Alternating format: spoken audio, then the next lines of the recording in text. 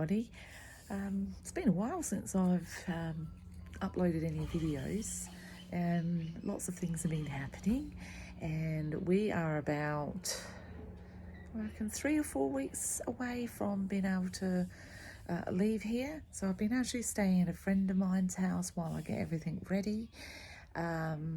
Just so much to get done. I will take you around about all the things I need to do, but I've got a really busy next few weeks. I need to get the van repaired, and also we've had a bit of a disaster. The car is not functioning at the moment, and it's been doing a certain little thing for the last month or so, and we thought it was repaired, but it's doing it again. So it just stalls randomly. So we are trying to figure out what it is and get it fixed, and at the moment it's currently in getting fixed, and hopefully I'll find out soon. So I've got caravan getting repaired. I've got a tow course coming up soon. That's a little bit daunting, especially when I don't have a tow vehicle. So I'm hoping that the car gets fixed before that happens. I've also got to get new tyres on the van. I've got struts to fix. What else I've got to do? We've got to clean it. We've got to get the gas bottles filled. I need new tyres on the car. The car needs a new timing belt and a trans cooler put in before I go. So there's a lot of little things that need to be done, and I've got all these little bits and bobs, and all I've been doing is running around like crazy. But the big news is that I have resigned from my job as a registered nurse at the hospital I was at. So I've not resigned being a nurse. I'll still be a nurse because obviously I need money while I travel. I can't just, live off the government and everybody. I can live off a minimal amount of money. So what I'm really going to try and do with this channel is live minimally and see if we can do it. So this is going to be like an interesting thing, but I just wanted to sort of say that I haven't been completely honest with everybody. So what I'm actually want to talk to you about is forced homelessness. So I am 54 years old, and I'm one of the fastest growing groups of people who have become homeless. So although me doing this trip was actually, I wanted to do it, that wasn't the issue. But also the second issue of why I was forced into doing this was because the rentals market was really tight. And you just can't afford to rent anymore. With the fact that I have a child that needs me home, like really 24/7, he struggles a lot when I work. So if he's at home, he really does struggle if I'm not there. So I could only work like 2 days to 3 days a week, and we all know that the cost of living is just, it's insane. Everything is so expensive.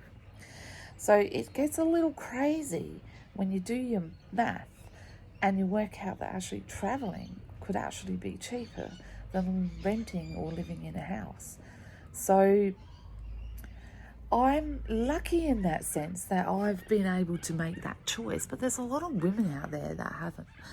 And one thing that I would really love to do is that if I get 1,000 subscribers and start making some money, I'd like to give probably half of the money that I get from YouTube monetization, or whatever you call it, to that cause, because like this homelessness that, people at the age of 50, and I'm not homeless, I'm just houseless. I don't have a house, but it's not, if I if I worked like full time, I could get one, but I'm choosing not to because I'm 54. And to be really honest, my job as a registered nurse, you can see what it's done to me. And mind you, this is morning hair, I haven't even got to it yet, but let's get out of the vanity here because this is real life here. Yeah, so I could do that, and I've got a decent income, so it's not like my income's like terrible or anything like that, but it's really, really hard to afford anything on the income, like a low income. And I don't know how anyone's doing it, and I really don't know how anyone's doing it if they're on Centrelink. So here in Australia, we have Centrelink. We don't have like Social Security like you do in other places. But here in Australia, it's called Centrelink. And you know, the cost of living is really, really high, and I don't know how 50-year-old single women are doing life, because I struggle, and I get a decent income, and it's not bad. It's like I can still save money, etc. So what I did, I have done the most stupidest thing. Well, it's not stupid, but it is silly. It doesn't make any sense. But I've tossed in my perfectly good government job for nothing. I have no job. So I've been lucky enough. I have enough savings to live off for a few months.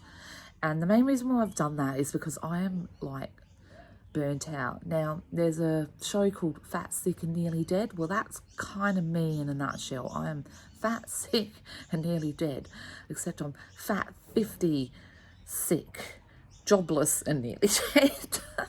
So I am pure white trailer trash now because I'm got no job and I'm living in my caravan. So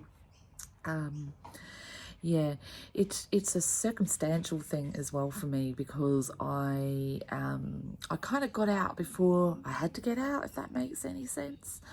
So now I am trying to get this caravan ready and car ready, but I'm going to take you on a frugal adventure here, because you know, we're on a limited income, and I am raising my 15-year-old son still, so he is still with me. So obviously, you know, got costs of children as well added into the fray. But being a solo traveller, especially a solo jobless povo fat old person,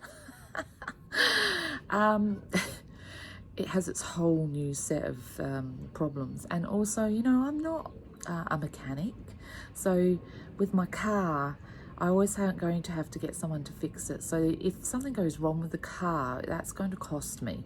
So it's something I have to factor into my travels, and it is something that I'm going to have to make sure that I've still got like money set aside for all the time.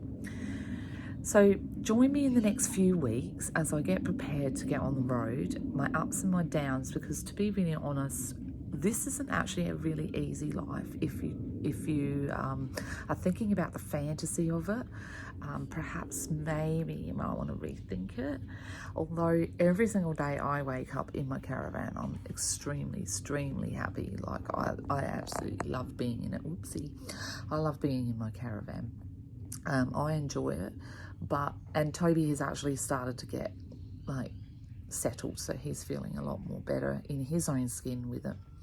So we have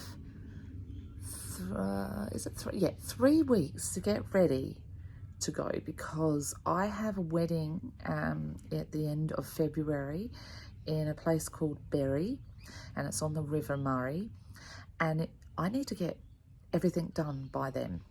So everything's getting booked in, everything's getting fixed, and hopefully, fingers crossed, the car is ready by then. If not, well, it looks like there's going to be a tent happening. So I'm still going whether or not I take the caravan or not. But and you know, like I'm there for a week, so if the car gets fixed in between that time, I can still come back and then get the car and hitch up and go back to where I am.